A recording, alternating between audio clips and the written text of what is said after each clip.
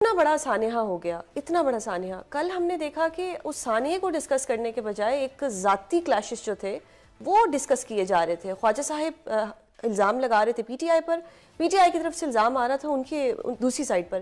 کس طرح سے دیکھتے ہیں آپ کہ اگر یہی حالات رہے تو یہ سانحات تو بڑھتے جائیں گے؟ نہیں، میں ہمیشہ یہی کہتا ہوں کہ آج ہمیں ملک کی کوئی پرواہ نہیں رہی. یہ ساری بات ذاتیات پہ آ گئی ہے. اتنا بڑا سانحہ ہوا ہے، اتنے فوج کے لوگ شہید ہوئے ہیں، سویلین شہید ہوئے ہیں، اور یہ سے بھی بہت بڑا سانحہ ہو سکتا تھا. آپریشن کامیاب نہ ہوتا یا اس میں کوئی کمی رہ جاتی. اور یہ پوری دنیا کے سامنے ہماری ایک جگ ہنسائی سی ہے. سیکورٹی سچویشن کے بارے میں دنیا کیا سوچی، اور یہاں پر بجائے اس کا حل ڈھونڈنے کے کہ یہ معاملہ ہے کیا، اس کا حل کیا ہے، ہم آپس پہ پوائنٹ سکورنگ کر رہے ہیں. پارلیمان کے اندر بھی، پارلیمان کے باہر بھی. یہ بدنصیبی ہے. اور یہ ہوتا ہے جب ملک میں نہ کسی کو قانون کی پرواہ ہو، نہ آئین کی پرواہ ہو، تو پھر یہ باتیں ہوتی ہیں. تو سر اس طرح تو اگر ہم آئین کی پرواہ بھی نہیں کریں گے، ملک کی پرواہ بھی نہیں کریں گے، تو بلوچستان میں تو ٹیررزم مزید بڑھے گا، اور وہ بلیم جو ہے وہ سارے کا سارا الٹیمیٹلی ہم پہ ہی آئے گا، ہماری گورنمنٹ پہ ہی آئے گا. تو یہ ہیٹڈ تو ہم پھیلا رہے ہیں، خود ہی پھیلا رہے ہیں. جی، اور یہ آج کی نہیں ہے. آج جو بلوچستان میں آپ جو حالات دیکھ رہے ہیں، یہ کئی اشرے پہ مبنی جو وہاں پر رویہ رہا ہے حکومت کا، مختلف حکومتوں کا. بالکل. اس حکومت کا نہیں، اس سے پچھلی، اس سے پچھلی جتنی حکومتیں تھیں، نہ ہم بلوچستان کے لوگوں کو عزت دے سکے، نہ ان کا حق دے سکے، نہ ان کی بات سن سکے. ہر الیکشن میں وہاں پر مداخلت ہوتی ہے، ان کی نمائندگی نہیں ہوتی، اور پھر کرپشن حد درجے وہاں بڑھی ہوئی ہے. اور نوجوان جو ہے وہ بہت عرصے سے جو ان کی لیڈرشپ تھی، خاص طور پہ مینگل صاحب، مولانا فضل الرحمان صاحب، اچکزئی صاحب، بہت سالوں سے وہ کہہ رہے ہیں کہ نوجوان جو ہے وہ اب ہماری بات سننے کو تیار نہیں ہے. وہ کہتا ہے کہ آپ نے ہمارا حق ہمیں نہیں دلوا سکے. تو وہ رخ کرے گا ایک رویے کا، وہ پہاڑوں کا رخ کرے گا، وہ بندوق اٹھائے گا. اور وہ بات آج ہو چکی ہے، اور بڑے پیمانے پر ہو چکی ہے. ہم صرف، ہماری کوشش یہ ہے کہ خبریں دب جائیں، عوام تک خبر صحیح نہ پہنچے کہ آج بلوچستان کے حقیقی حالات کیا ہیں. وہاں پہ سڑک پہ اس وقت جانا مشکل ہو گیا ہے. بالکل. آدھا وقت جو ہے وہ سڑک پہ قبضہ حکومت کا نہیں ہوتا، وہ جو وہاں پر تخریب کار ہیں یہ جو ہوتے ہیں. تو اس کا ریزن تو یہی ہے کہ وہ ایک اس پہ ہے، حق پہ ہے کہ ان کے پاس اتنے منرل ریسورسز ہیں، لیکن وہاں پہ کوئی تعلیم کا سسٹم نہیں ہے، وہاں پہ ان کو پانی نہیں صحیح طرح سے مل رہا. وہاں پہ اگر گیس کی بات کی جائے تو ان کو نہیں مل رہی، پوری دنیا مطلب پورے پاکستان کو مل رہی ہے. تو پھر یہ جو ایک ایگریشن ہے یہ آ رہا ہے، اور یہ حکومتیں بھی دیکھ رہی ہیں. میرے جیسے کل کے ہوئے لوگوں کو بھی یہ پتہ ہے. یہ باتیں پھر ہمارے یہ جو بڑے بڑے ایوانوں میں لوگ بیٹھے ہیں، بڑے لوگ بیٹھے ہیں، یہ ان کو سمجھ میں کیوں نہیں آتی؟ نہیں سمجھ میں اس لیے نہیں آتی کہ وہ عوام کے نمائندے نہیں ہوتے. ٹھیک ہے. بلوچستان میں کئی اشروں سے حکومت، وہاں الیکشن نہیں ہوتا، وہاں ایک لسٹ بنتی ہے، یہ جیتے گا یہ ہارے گا. تو وہ جو لوگ آتے ہیں وہ عوام کے نہ نمائندے ہوتے ہیں، نہ وہ عوام کو جواب دہ ہوتے ہیں. لیکن اپوزیشن میں تو جب ہم ہوتے ہیں تو بہت سائیڈ لیتے ہیں. اگر کل تک ہم بات کریں پی ایم ایل این کی تو وہ جب اپوزیشن میں تھے وہ بہت سائیڈ لے رہے تھے بلوچستان کی. آج پی ٹی آئی والے بہت سائیڈ لے رہے ہیں. حکومت میں آتے بیانیہ مختلف ہو جاتا ہے. یہی بدنصیبی ہے نا. تو اس کی بدنصیبی حکومتیں بھی اب وفاق میں بھی ہیں، وہ بھی نمائندہ حکومتیں نہیں ہیں، وہ بھی عوام کے ووٹ سے وہاں نہیں پہنچی ہوئی. اب یہ دیکھ لیں ایک کمیشن بنا ہوا ہے مسنگ پرسنز کا. بھئی مسنگ پرسن کے حقائق تو عوام کے سامنے رکھ دیں نا کہ حقائق ہیں کیا، کتنے لوگ مسنگ ہیں. یعنی تعداد میں اتنا فرق ہے. آپ بلوچستان میں جائیں، میں کئی دفعہ گیا ہوں، وہ لوگ ہزاروں میں بات کرتے ہیں. آپ یہاں پر آئیں کبھی الیکشن، یہ جو کمیشن بنا ہوا ہے مسنگ پرسنز کا، وہ آ کے چند سو کی بات کرتے ہیں. بالکل. میں کہہ رہا ہوں اگر ایک بھی ہے مسنگ پرسن تو مطلب یہ ہے کہ ہمارے انصاف و نظام تو ختم ہو گیا نا. اگر کسی نے ٹیررزم کیا ہے اس کو قانون کے مطابق سزا دیں. یہ کسی کا قانون توڑنے کا حق کسی کو نہیں ہے. لیکن جب آپ خود حکومت اگر قانون سے باہر چلی جائے گی، باہر جا کے کارروائی کرے گی، انہی حقوق نہیں دے گی، تو پھر عوام کے اندر بے چینی پیدا ہوتی ہے. بالکل. آپ مارنگ بلوچ صاحب ہیں، میں ان سے کبھی میری کوئی ملاقات نہیں ہے، نہ میں جانتا ہوں، لیکن آج ایک بہت پاپولر سپورٹ ان کی صرف اس بات پر ہے بلوچستان میں کہ انہوں نے مسنگ پرسنز کی بات کی، آواز اٹھائی. آج دنیا نوٹس لے رہی ہے اس بات کا کیونکہ پوری دنیا جب بھی ایسے جہاں پر بنیادی حقوق، انسانی حقوق کی بات ہو، پھر پوری دنیا نوٹس لیتی ہے.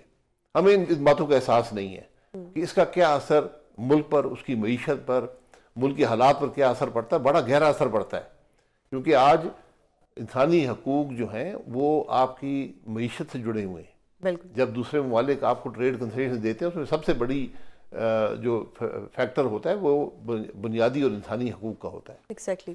اب وزیر اعظم صاحب نے تو اے پی سی بلا لی ہے، آپ کو لگتا ہے کہ کچھ کامیابی ہوگی اس میں، اور کیا سب ایک پیج پر آئیں گے؟ اے پی سی کوئی یہاں مقصد نہیں ہے. سب سے پہلے حکومت حقائق سامنے رکھے کہ بلوچستان کے حقائق ہیں کیا، وہ اس کی نفی کر رہے ہیں. بالکل. وزیر داخلہ نے جب خود کہا تھا کہ بلوچستان تو ایک ایس ایچ او کی مار ہے، یہ آپ بلوچستان کے بارے میں اگر رویہ رکھتی ہے وفاقی حکومت تو اے پی سی میں ایک بات کیا کریں گے؟ اے پی سی میں کیا حل نکلے گا؟ صحیح. آپ کیا وہاں فوجی کارروائی کریں گے بلوچستان میں؟ بالکل. یہ جو وہاں پر لوگ ہیں یہ آپ کے شہری ہیں جنہوں نے آپ بندوق اٹھائی ہوئی ہے، یہ باہر سے آئے ہوئے لوگ نہیں ہیں. بالکل. لیکن جب آپ کا گھر کمزور ہوتا ہے پھر اس کے اندر آپ کو دشمن بھی داخل ہو جاتے ہیں، وہ ان کی مختلف طریقے سے سپورٹ شروع کر دیتے ہیں، ان کی مدد، ان کی ہر قسم کی ان کو استعمال کرتے ہیں آپ کے خلاف. تو آج ہمیں ان نوجوانوں کے حقوق کی بات کرنی ہے جو آج اس کام میں، یعنی آج جس نے بندوق اٹھائی ہے. بالکل. تاکہ مزید لوگ ادھر نہ جائیں اور جو ہیں وہ بھی واپس آئیں. اب اگر اے پی سی کی بات کیونکہ ہو رہی ہے، وزیر اعظم صاحب نے کہا اگر ہوتی ہے تو کیا اس میں خان صاحب کو بلایا جائے گا؟ شبلی فراز صاحب نے کہا کہ پے رول پہ بلا لیں. آپ کو لگتا ہے کہ کچھ ایسا ہونا چاہیے؟ اتنی ہمت نہیں ہے. ہمت نہیں نہ ہے، اتنی ہمیں اخلاقی قدر ہے نہ ہمیں ہمت ہے. اگر اخلاقی قدر ہوتی تو بلانا چاہیے اگر ایسا ہوتا ہے تو. سر ایک بڑی جماعت ہے، اپوزیشن میں جماعت ہے پاکستان میں، ایک صوبے میں حکومت ہے ان کی. بالکل. آپ ان کو باہر کیسے رکھ سکتے ہیں؟ بالکل.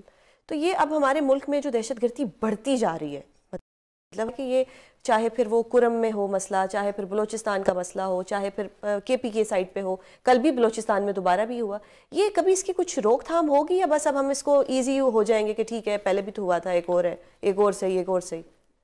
نہیں، ہم تو بڑی کیجولی لیتے ہیں. اب تو دیکھیں ہمارے پاس اس کو جواز نہیں ہے. اب تو افغانستان میں کوئی مسئلہ نہیں ہے. افغانستان میں آج کوئی دہشت گردی نہیں ہے اس کے اندر، وہاں کوئی بم نہیں پھٹتے. بالکل. بوجھ ہم برداشت کر رہے ہیں. جب تک ملک کی حکومتیں جتنی غیر نمائندہ ہوں گی اتنی دہشت گردی بڑھے گی. بالکل. جتنی آپ عوام کے حقوق ان کو نہیں دیں گے دہشت گردی بڑھے گی. جتنا آئین کی پامالی کریں گے دہشت گردی بڑھے گی. جتنا قانون کی حکمرانی نہیں ہوگی دہشت گردی بڑھے گی. یہ سب چیزیں آپس میں جڑی ہوئی ہیں. اب پولیٹیکل انسٹیبلٹی ہے جس کی وجہ سے ایک ہم اس کو بھی ایک سمجھ سکتے ہیں ایلیمنٹ کہ جی اس کی وجہ سے یہ ہو رہا ہے.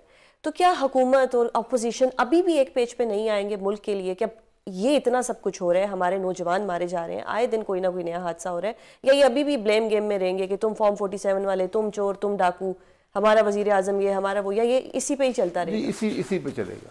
وہ سوچ ہی ختم ہو گئی ہے. وہ سوچ ہی ختم ہے. تو پھر اگر یہ سوچ ختم ہو گئی ہے تو نوجوان نسل پھر کیا کرے؟ پھر کیا ٹیررزم نوجوان نسل جو کر رہی ہے وہ یہی کرے گی، یہ ملک سے باہر جائیں گے، یہ بندوق اٹھائیں گے. آج یہی ہو رہا ہے ملک کے اندر. آج آپ کو نوجوان جو 2/3 ہمارے ملک کی آبادی ہے وہ مایوس ہے اس ملک سے. بالکل. یہ لیکن اس بات کا ہمیں کوئی پرواہ نہیں ہے. ہم یہ سمجھتے ہیں کہ خبریں دبا کر، میڈیا کو دبا کر، لوگوں کی زبان بندی کر کے ہم حقائق کو بدل دیں گے. حقائق نہیں بدلتے. حقائق بڑے تلخ ہیں ملک کے. سر پاکستان کی جو معیشت ہے وہ ایک وار اکانومی ہے، مطلب جب بھی امن ہوتا ہے ڈالر آنا بند ہو جاتے ہیں. تو کیا یہ کہنا درست ہوگا کہ جب بھی حالات خراب ہوتے ہیں تو ڈالر آتے ہیں؟ ڈالر اس سے نہیں آئیں گے. وہ جب ہمارے ہمسایہ ملک میں کوئی معاملہ ہوتا ہے، افغانستان میں جب ہوا تو 79 سے لے کر آج یہ تقریباً 45 سال سے زیادہ عرصہ ہو گیا ہے، وہ ڈالر آئے. اب وہ ڈالر آنے بند ہو گئے. وار اکانومی کہا جاتا ہے نا پاکستان کو. وار اکانومی وار نہیں ہے نا. وار نہیں. اب وار آپ کے ملک کے اندر ہے. ہمیں اس بات کا احساس نہیں ہے. ہاں ہم یہ نہیں سمجھتے. آج 2 صوبوں میں آپ یہ دیکھ لیں کہ کے پی کے اندر جس ضلع سے چیف منسٹر ہیں، گورنر ہیں اور ایک بڑی جماعت کے سربراہ ہیں مولانا فضل الرحمان، وہ تینوں اس بات کا اعتراف کرتے ہیں کہ شام کے بعد ہمارے ضلع میں جہاں وہ رہتے ہیں، جو ان کے گاؤں ہیں، وہاں پر نہیں نکلا جا سکتا. ہماری حکومت کا کوئی ریٹ نہیں ہے. بالکل. وہاں پر ہم باہر نہیں نکل سکتے. ٹھیک ہے سر، یہ تو ہم نے مان لیا کہ ہم باہر نہیں نکل سکتے، جی بڑے حالات خراب ہیں. اس کا کوئی حل بھی ہے یا نہیں ہے؟ دیکھیں حل سیاسی ہے. جب ملک میں سیاسی انتشار، جب سیاسی اتنا نفاق ہوگا، آپس میں دشمنی ہوگی، سیاست، ہم نے سیاست کو دشمنی اور نفرت میں بدل دیا ہے. بالکل. آج ہم ایک دوسرے کے گھر توڑتے ہیں، ایک دوسرے کو جیل میں ڈالتے ہیں بغیر وجہ کے اور خوش ہوتے ہیں. پہلے عمران خان صاحب خوش ہوتے تھے، آج موجودہ حکمران خوش ہو رہے ہیں کہ جی ہم نے اس کو جیل میں ڈال دیا، ہم نے جناب اس کو دبا لیا، ہم نے آواز میڈیا کی دبا لی ہے، ہم نے پولیٹیکل آواز دبا لی، ہم جلسہ نہیں ہونے دیتے، ہم جلوس نہیں ہونے دیتے، ہم بات نہیں کرنے دیتے، یہ اس پر ہم فخر کرتے ہیں۔ بالکل۔ ابھی آپ نے جلسے جلوس کی بات کی، عید بھی آنے والی ہے، خیریت سے عید آئے گی، کیا اب یہ پی ٹی آئی دوبارہ دھرنے اور جلسے جلوسوں کی طرف آئے گی؟ دیکھیں یہ ان کا حق ہے، لیکن اگر وہ قانون کے دائرے کے اندر رہیں گے تو پھر ان کا مقصد حل ہوگا۔ ٹھیک ہے۔ جب آپ وفاق میں سب سے بڑی اپوزیشن کی جماعت ہو، جب آپ کے پاس ایک صوبائی حکومت ہو، جب آپ وہ آج ملک کی واحد پارٹی ہو جس کا ہر صوبے میں وجود ہے، بالکل، تو پھر آپ کی ذمہ داری بھی بڑھ جاتی ہے۔ اب یہ کام نہیں کر سکتے کہ آپ حکومتی مشینری استعمال کر کے وہ دارالحکومت پہ حملہ آور ہوں۔ یہ بات بالکل درست ہے کہ حکومت کا رویہ جو ہے وہ شاید اس بات کو اکساتا ہے